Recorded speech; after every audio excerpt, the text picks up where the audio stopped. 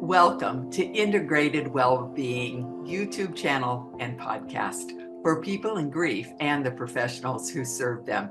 We provide education, inspiration, and practical tools by interviewing those bereaved by loss, mental health professionals, and grief specialists.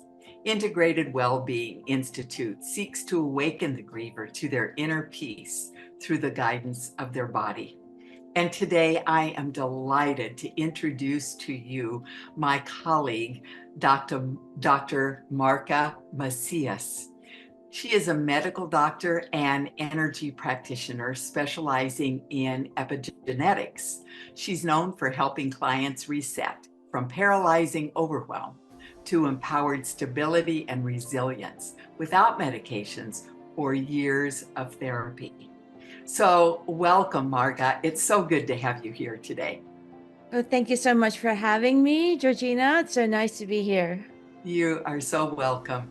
So the reason I invited Dr. Marga to be with us today is that we're in a mastermind group together. And she said, would you all listen to this? It's for Les Brown, who's a famous speaker, right, Marga? Yes. Yeah. So she created, it's a TED Talk, really, isn't it? Yes, yeah. We're geared to make our own too. And so I took the challenge and submitted that. Okay. So she delivered it to us in real time in our mastermind group. And when I heard it, I was moved to tears because of the profound wisdom in the talk. The other thing that happened is I also knew I wanted this for grieving people, especially mothers who are grieving and the professionals that serve them. And you will hear how after life-threatening and life-changing events nearly destroyed Dr. Marga's life in 2008, how she began to dive deep into holistic ways of healing to save herself. And isn't that what we're all doing? Grief breaks us open like a seed to root in self-awareness and new connections. And sometimes we don't want it at all. We don't even think we can grow, but listen to Dr. Marga and hear what she has to share with us, because you'll see this is resilience, innate resilience. I remember it like it just happened. I hear his words clearly, but I'm still reeling in disbelief. I'm in the intensive care unit and my neurosurgeon breaks the news to me. The left side of my brain is full of blood from a ruptured aneurysm. I need emergency surgery, and there's around a 50% chance that I could die either on the operating table or within the first 2 weeks from a stroke. At this point, I'm in such a deep, dark low in my life again that I just feel like giving up. It doesn't matter if I live or die. In fact, dying sounds like a merciful relief. You see, halfway around the world in the Philippines, my father is very quickly losing his battle to cancer. I want more than anything to be with him, but I'm tied by contract to a thankless, merciless job that greatly contributes to my depression. I try my very best to stay afloat as a single parent with 2 young children, but the struggle is real. And then I remember the last time my husband beat me, as my 4-year-old son begs him to stop. My little boy throws himself on my lap and desperately tries to protect me, but the brutal kicks and punches keep coming again and again and again. We're both wailing for mercy. I'm also pregnant with my youngest child, so I turn my back towards the blows to try to keep both safe. Here I go again, rock bottom. just when I think it can't get any worse. It isn't until I'm on the phone with my young children before my surgery that I realize the gravity of my thoughts. I explain to them what's happening, tell them how much I love them, and ask them to please take good care of each other when I'm no longer around. My 9-year-old then says, "What are you talking about, Mama? Why do you say that? You can't die, Mama, please. We need you." I snap out of my state with those words and instantly feel shame for being so ready to give up. I remind myself of my innate resilience. I survived rock bottom before, and I can do this again. It wasn't always like this. I grew up in a very loving family and was sheltered throughout my early years. Stepping out into the world was daunting, but never did I imagine the turbulence up ahead. Looking back now, I recognize that life is not as brutal or unkind as it seems like on some days. In those moments, I was actually learning something big and I didn't even know it. Life has a way of teaching remarkable lessons even during the most painful times. Many teachers come your way as you navigate your time on earth. Some show up as those you love and admire. Others show up as a polar opposite and can even be traumatizing to hopefully show you what not to do and what not to be. Teachers can also come up as curveballs that leave you shaken and totally unprepared, but the golden nuggets come as you pull yourself out of the rubble. I've had my fair share of teachers over the years, but do you want to know who the most precious ones are? They remind me every day I work as a pediatrician. They are my tiniest patients, the babies and toddlers. They remind me that I was born resilient and can reset back to resilience no matter what life throws my way. Now let me make 4 things clear. 1, I want you to know that there's nothing I'm going to say that you don't already know. 2, there's nothing I'm going to say that you have not heard of before. 3, I'm not asking you to agree with me. And 4, I'm not asking you to believe me. All I'm asking is for you to work with these ideas that I'm going to share with you that have made a difference in my life. And whatever your goals are, if it is to be unbreakable and never give up in the midst of turmoil, these ideas I share with you have truly worked for me. And if you just got 10% of the results I got, you'd find yourself in a very special spot that you'd be so excited about. Of all the lessons babies and toddlers remind me of, here are the top 3. 1, believe you're going to figure it out. Think about it for a moment. A baby in its mother's womb is protected in a sheltered environment until that moment of birth where it now finds itself in a world that's bright, loud, and outright confusing. That newborn can't communicate yet except by crying, can't move on its own to a place that's comforting, and can't even find nourishment unless it's brought to it.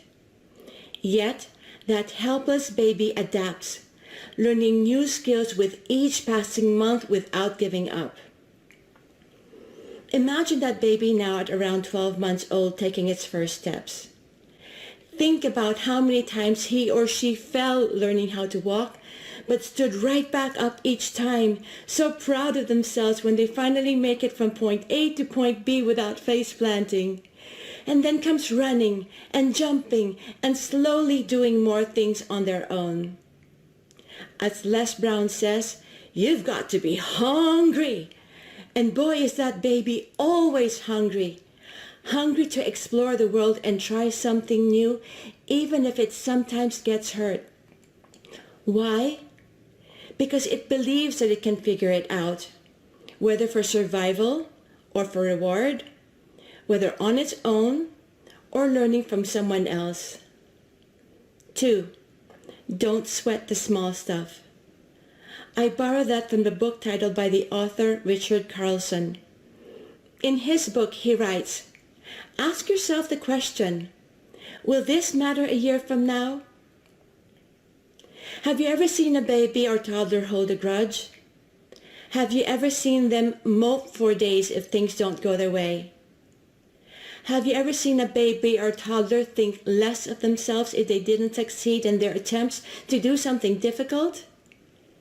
Have you ever seen them choosing to remain in a state of bitterness, anger, resentment, or despair for something unpleasant that happened to them a few hours ago? I always marvel at their ability to live in the present moment and easily let go of whatever caused them distress. They may be hysterical about a toy taken away from them one moment, and then quickly calm down and give a smile or even a hug when that same playmate comes back to share. No holding on to grudges, just pure love and joy. It's truly remarkable if you think about it. 3. It's not about you. Now there's a thought that might be harder to believe, especially if you've been finding fault or blame in yourself for years. I was in a wonderful romantic relationship a few years after my husband and I got divorced.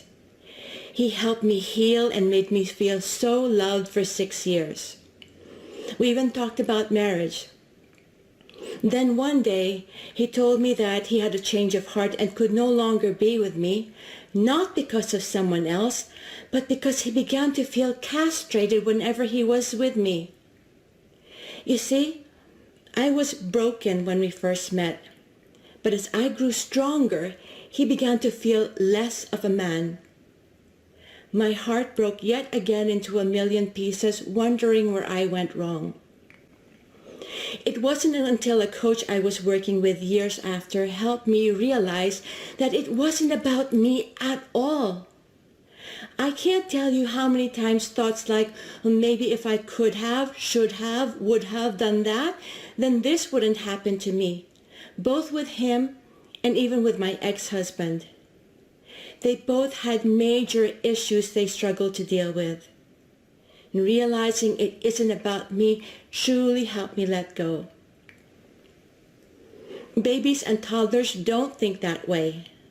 Once again, until the rules, regulations, restrictions, or reprimands of the world take over, they do not for a moment think that they failed and therefore someone does or says something to hurt them.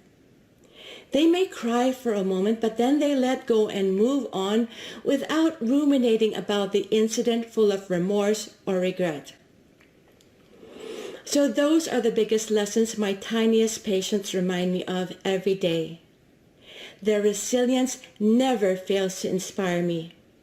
I truly believe that we are all born resilient and can reset to resilience if we choose to. Those babies and toddlers I talked to you about, that was you. You believed you could figure it out and got up whenever you fell. You didn't sweat the small stuff and learned to keep moving forward. You didn't think it was all about you and learned to let go of hurt or pain. You are the reason you're here with me right now because you brought yourself this far. You did it. So the next time life challenges get in the way, remember your tiny self. Remember your spunk, enthusiasm, and headstrong will to keep going no matter what. Remember your courage to keep trying. Remember too your joy even about the smallest, simplest things in life. It still lives within you. All you have to do is remember and believe again.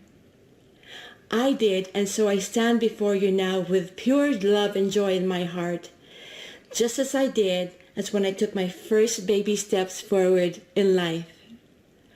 I'm Marga Macias, doctor, holistic energy healer, life coach, speaker, 2-time best-selling author, and most important of all, a very proud mother to 2 incredible, thriving young adults. Thank you so much. So that was amazing once again. This is the fourth time I've listened to it. And every time I get choked up. So thank you so much for making this time. You're more than welcome. So what really got me as I took notes this fourth time is how you use the term, the gravity of my thoughts. Will you speak more about that please?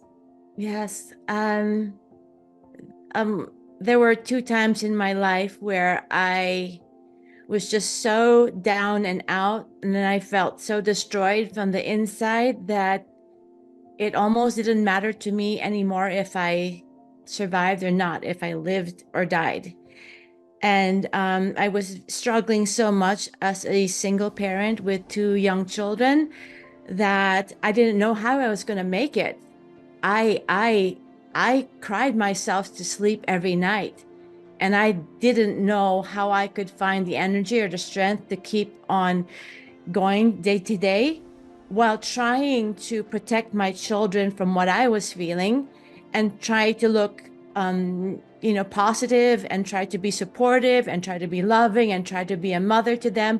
Well, deep down inside, I was just so broken and felt so destroyed that I honestly didn't know how I was going to make it day to day.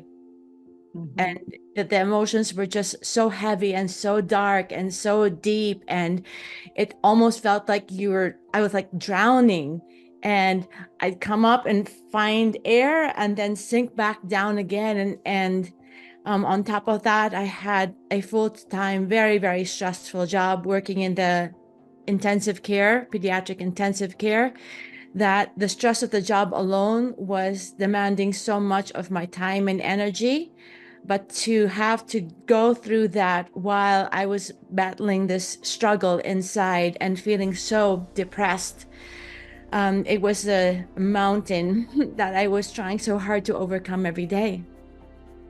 And what you have just said is how so many people feel when they're in that raw and fragile grief state, where I would just like to go to sleep and never wake up. Because the pain is so great and it takes so much to continue. So what kept you going? I can imagine, but what kept you going? Honestly, the only thing that kept me going was I had 2 young children who needed their mother, and I could not let them down. I could let myself down, but there was no way I was going to let my children down. And because their father and I were not together, it was just really me with them. I had to remind myself that if they lose me, what is it going to do to them? And will I allow myself, or can I allow myself can I allow them to go through this trauma because of me? And so that was the driving force that I just kept in my mind every single day, that made me put one foot in front of the other. It was because of my children. Okay. All right. And that's what I hear from so many mothers who's have had a child die, and then they have other children to support in their grief, the child's grief, as well as the mother and the father going through their own grief. Grief as a parent, grief as a couple. So what I really was so happy about is when you referred to innate resilience. Will you talk some more about that, please?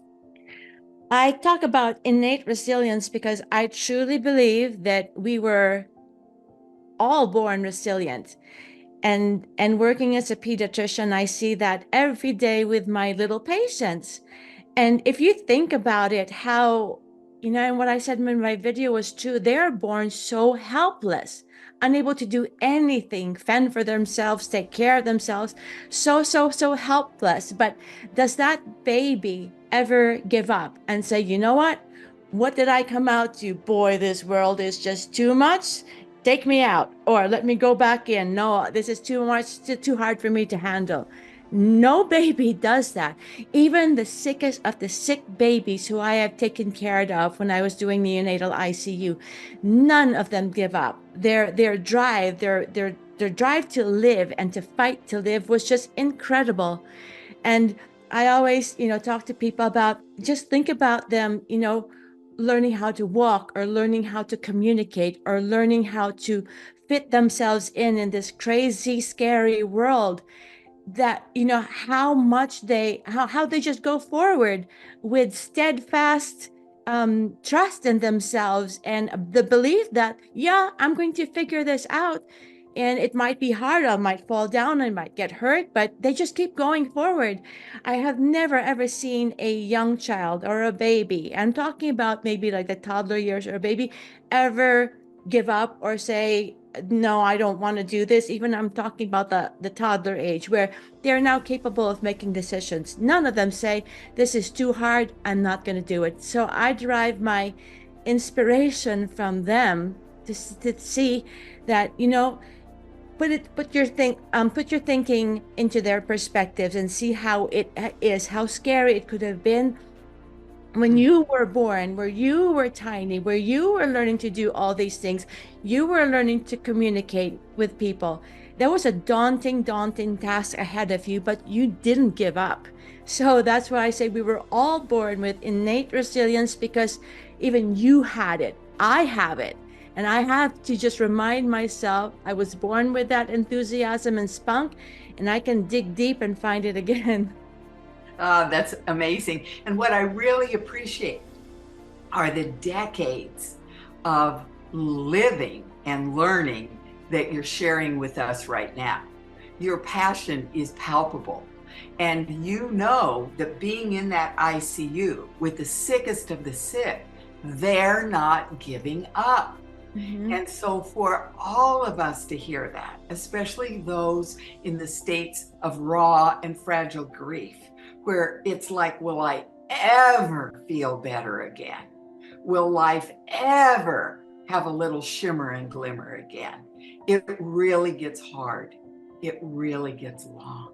And so that's marvelous that you remind us of who we once were. And I appreciate that so much. But I'd also like to point out, if I may, that it's okay to feel your grief. I mean, yes. I'm not asking you to force your way out of it. This grief, and everybody has their different stages. Everybody takes their time when they're healing. Not all of us recover quickly. It took years for me to break out of the grief and the depression that I was experiencing. But don't fight it, but at the same time, don't let it swallow you alive. Honor your grief, allow yourself to feel that, and be kind to your body when you are going through that. Just know that there's also the flip side to that, where there is also hope and inspiration and light and love from people around you that will bring you through. I'm glad you spoke to those people grieving, because so often they feel pushed. It's like, aren't you over this yet? Oh my gosh, what's wrong with you? And it can be years in the grief cycle, and everyone is different.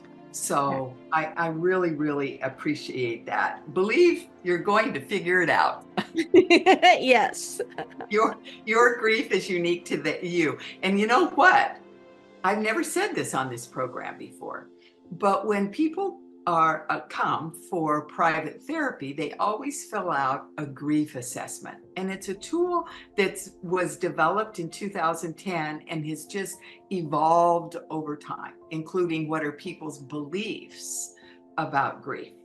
But what's really so interesting is there's two aspects on this tool where people really lay out in their answer to two questions their way through grief.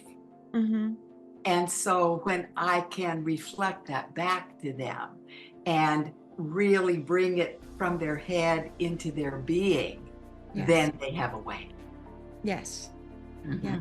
Absolutely. And the other thing I absolutely loved on here is no holding on to grudges. Little kids, babies don't do that. And that was so cool to hear you say that. No, and I always joke with their parents because, they might be frightened or they might be scared, or you might have poked them because they got their shots or something, and they're crying and hysterical, but then it's all gone. I said, here we go, off switch. They just tune it out. I'm done. I'm not going to dwell. You're not a monster to me. I'm not going to remember this for the rest of my life. It's just, they just so easily let go. And like I mentioned in the example, you watch them play together, you watch the siblings squabble, and then they cry for a moment, and then they hug immediately afterwards, and just so easily forgotten, easily let go. So I love that about them, and that's what we should really remind ourselves of too, that we can bounce back, that we don't have to dwell in something unpleasant. We have the choice of how we use our energy and our thoughts and what we choose to focus on. And if it's always beneficial for you to not drive too much energy or focus on the unpleasant, but shift that out, and I mean shift your direction and attention and energy to something more positive, because dwelling in that heavy negative whirlpool is not going to get you feeling any better. No, and people are in the negative energy already. I use the analogy of a high rise. So you walk in, and here we are in the lobby, and it's neutral, and you can push the button and go up 30 stories and see a wonderful view, or you can push the button and go down into the parking garage. And what's there? Cement walls and artificial light. And how often are worry, doubt, fear, anger, negativity really the parking garage? So I love what you just said. That's really, really, really neat. Well, there is something that I have never really understood, although every one of you watching, I experienced on a remarkable session with Dr. Marga in epigenetics. Would you please talk to us? What does that word mean, and how does it influence our life? Well, epigenetics relates to the patterns that we inherit from our ancestors that are not permanent because they're not tied into our DNA. But imagine a DNA, which is like a helix, like a strand, and that carries the information that we inherit from our ancestors, from our parents, and everybody above us, beyond us. And then, but based on life's experiences, the choices we made, the traumas, the experiences that we have, sometimes it comes a point in your life where there are markers that attach to the DNA, and these markers can be passed along through the generations that also affect the way we deal with things. Like, for instance, if there was a significant trauma in that generation, or the mother, the mother experienced that, they may inadvertently pass on this attachment to their offspring, resulting in them having problems in their lives too. I'll give you a really quick example. The Dutch winter famine, I think that was around the 1940s. The mothers who were pregnant during that Dutch winter famine hunger, of course, can you imagine the experiences that they went through, the hardships? Well, their offspring now developed the higher risk for schizophrenia, for depression, for obesity, for cancer, and for cardiovascular problems, which none of the offsprings had when their mothers were pregnant, either before the famine or after the famine. So that just shows you what these markers can do, and how a catastrophic event can affect your generation and the generations to come if you were so affected during that period. And that goes for phobias, for fears. If you for example, you had grandparents that were born during the war, and then they had, this feeling of doom and gloom and depression and hardship that may inadvertently be passed down through the generations. And it's only through the healing, epigenetic healing, that these emotions and these traumas that were not, that you just inherited and had nothing to do with you. This is the only way that this can be resolved or released, so that you can move forward without this heavy baggage that unknown to you, or it makes you wonder, why do I always feel this way? Why can't I break out of this pattern? So it might not be your fault at all, but something that you inherited. And that's why I love the work I do, because it's very freeing, and it can really make a difference in a person's life, especially if they've tried everything that they could to break out of it, but still feel stuck. Mm-hmm. Mm-hmm. And what I so appreciate about the session that we had together is that I had the opportunity to answer 3 questions. What would I like to have happen? And then we worked through these things. And I really felt lighter at the end of that. I listened to the recording several times, and then my life did begin to reflect the differences, because as I say, I had been set free from my prisons. Mm-hmm. Our patterns can become our prisons, Yes. and you helped me recognize those. And then with the energy work that you did, that was like, oh my goodness, on steroids, the best on steroids. It really shifted things. So I so appreciate that. And what I also appreciate hearing that I hadn't heard before is when you've tried so many other things and that hasn't worked. Yes. Yes.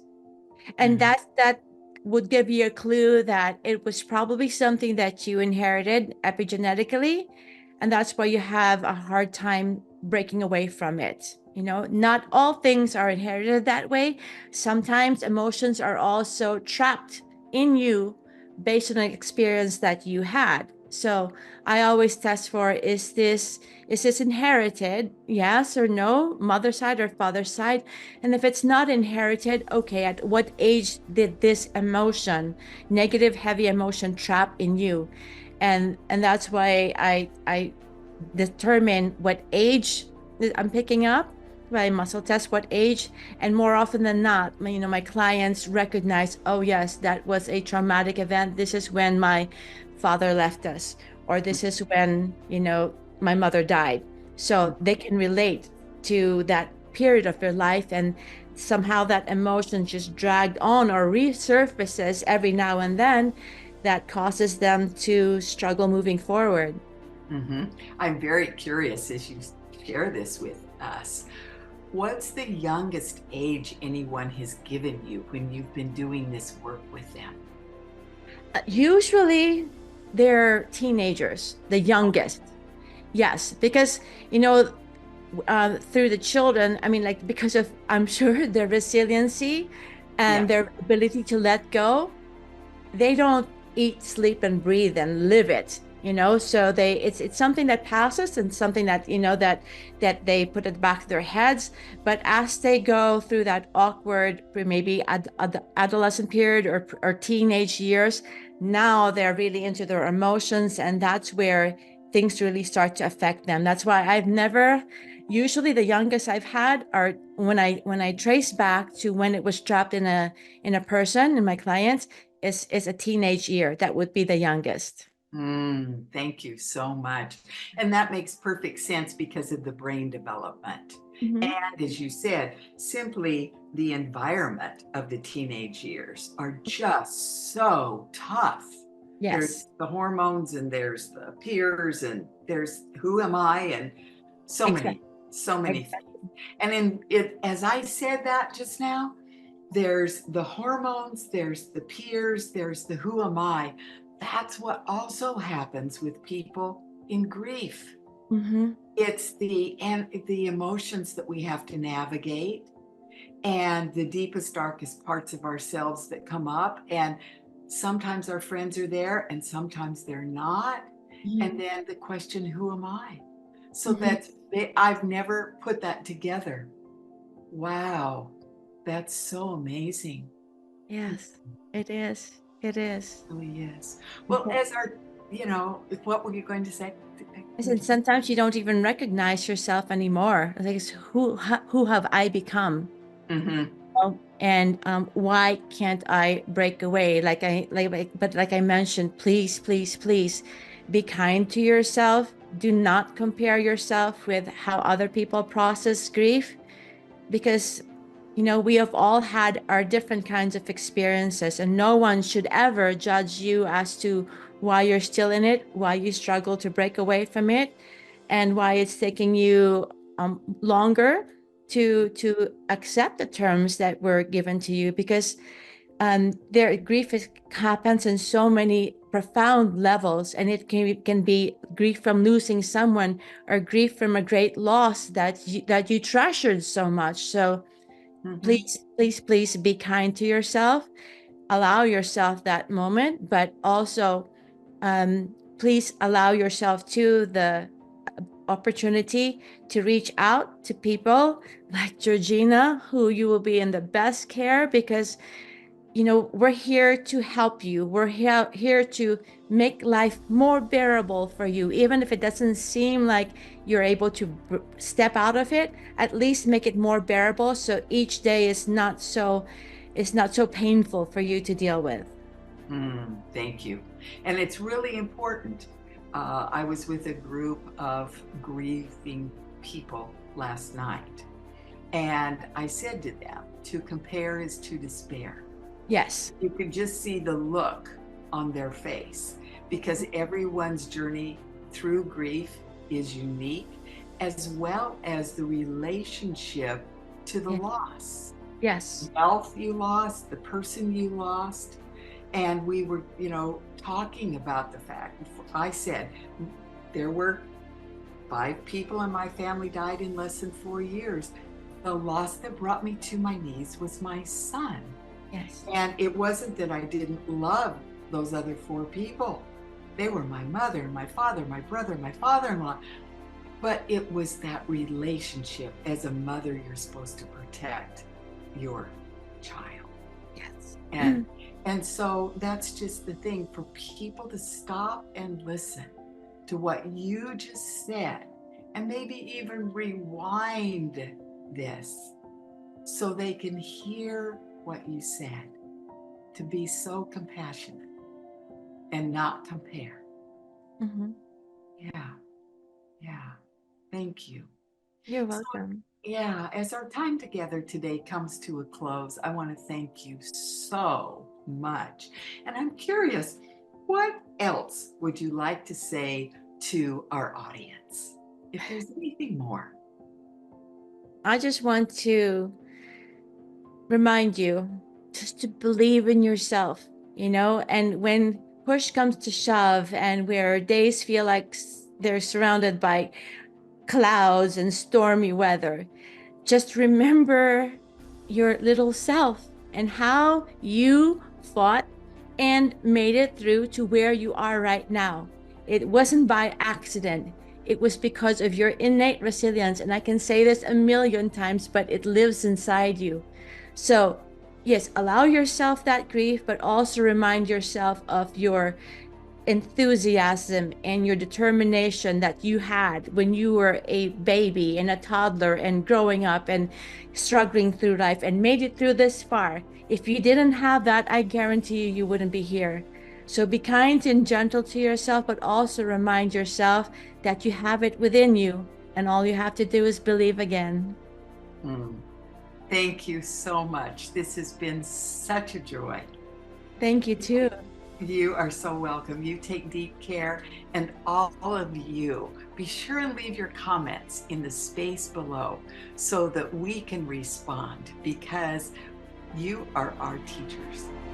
Thanks so much. Take deep care.